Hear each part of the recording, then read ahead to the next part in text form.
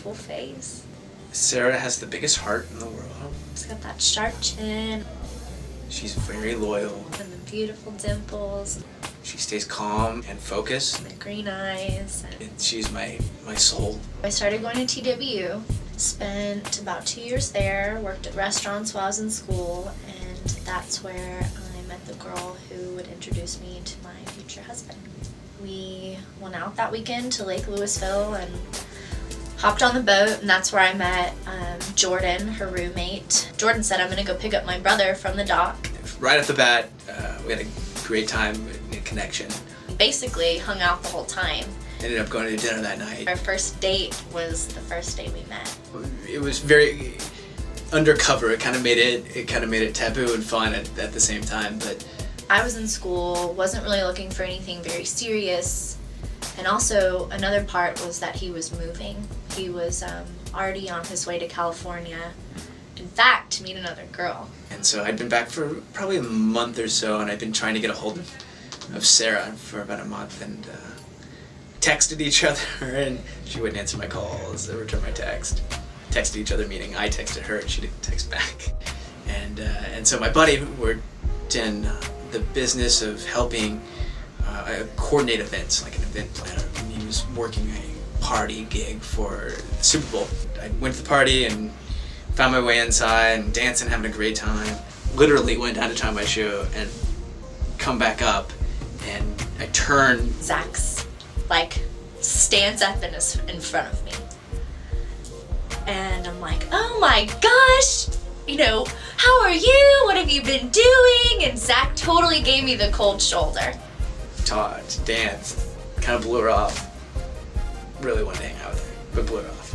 Gotta play the game. But then the next day, I get a phone call from him, and he said, I'm mad at you.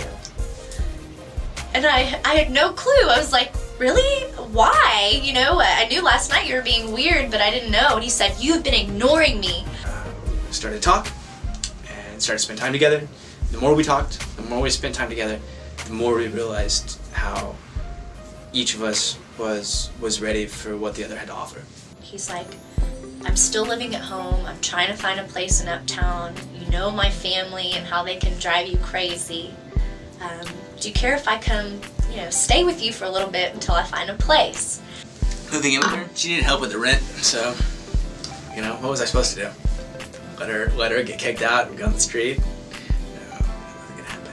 And at this time, things were still not romantic. They were still, friendly.